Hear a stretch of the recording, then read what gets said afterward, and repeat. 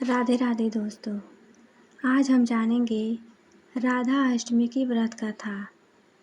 राधा अष्टमी की व्रत कथा को प्रारंभ करने से पहले हम यह जान लेते हैं कि राधा अष्टमी क्यों मनाई जाती है, राधा अष्टमी का शुभ मुहूर्त क्या है और इसका महत्व क्या है।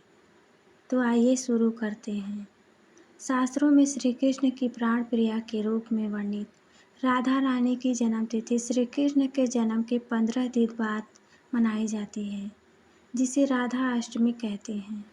तो चलिए सबसे पहले जानते हैं कि राधा अष्टमी कब है, इसका शुभ मुहूर्त क्या है। राधा अष्टमी का शुभ मुहूर्त भाद्रपद शुक्ल पक्ष राधा अष्टमी 31 अगस्त 2025 रविवार को मनाई जाएगी।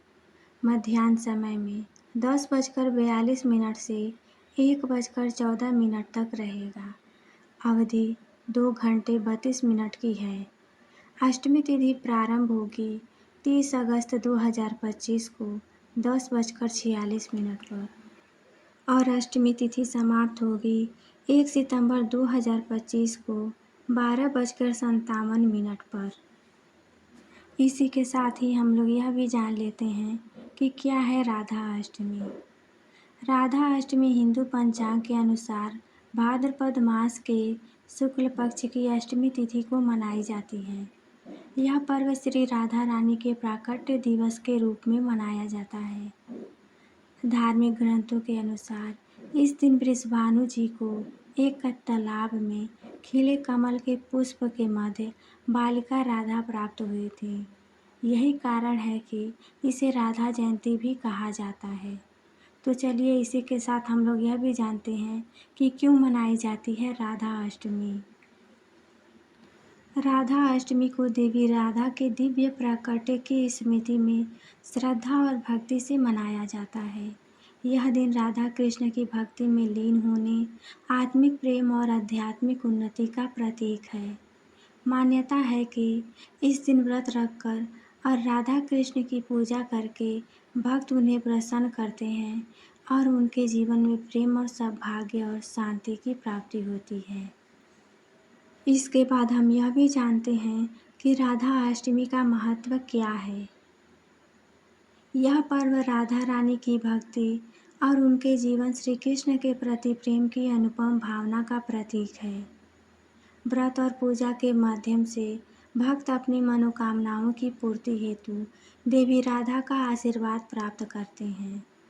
राधा अष्टमी का व्रत गृहस्थ जीवन में सुख समृद्धि और सौभाग्य लाने वाला माना गया है। इस दिन व्रत करने से पुण्य फल की प्राप्ति होती है और पापों का क्षय होता है। मध्याह्न काल में पूजा करना विशेष शुभ माना गया है। तो चलिए इसके बाद कथा को प्रारंभ करते हैं। राधा अष्टमी की पौराणिक कथा। गोलोक धाम में राधा श्री कृष्ण के साथ निवास करती थीं। एक बार जब राधा गोलोक में नहीं थीं, तब श्री कृष्ण अपनी सखी विरजा के साथ विवाह कर रहे थे। जब राधा जी को इस बात का पता चला तो वे क्रोधित हो गई और तुरंत श्री कृष्ण के पास पहुंचकर उन्हें उलाहना देने लगी। इस घटना को देखकर श्री कृष्ण के मित्र श्री दामा ने राधा जी को पृथ्वी पर जन्म लेने का श्राप दे दिया। राधा जी के इस क्रोध को देखकर विरजा वहाँ से नदी के रूप में चली गई। शापित राधा जी ने भी श्री दामा को राक्षस कुल में जन्म लेने का श्राप दे दिया। इस शाप के परिणाम स्वरूप श्री दामा शंखचूड़ राक्षस के रूप में जन्मे, जो भगवान विष्णु का अनन्य भक्त बना। वहीं देवी राधा वृषभानु जी की पुत्री के रूप में पृथ्वी पर अवतरित हुई, लेकिन वे देवी कीर्ति के गर्भ से नहीं जन्मी। जब राधा और श्री दामा ने एक दूसरे को शाप दिया तो श्री कृष्ण ने राधा से कहा कि तुम मुझे पृथ्वी पर वृषभानु जी और देवी कीर्ति की पुत्री के रूप में जन्म लेना होगा। वहाँ तुम्हारा विवाह रायान नामक वैश्य से होगा। पृथ्वी पर वास्तव में तुम मेरा प्राण प्रिया बनकर रहोगी। लेकिन उस रूप में हमें बिछोह का दर्द सहना पड़ेगा। इसके बाद देवी कीर्ति गर्भवती हुई और प्रसव के समय योग माया की प्रेरणा से का प्रवेश हुआ और उसी समय राधा देवी कन्या के रूप में प्रकट हुई।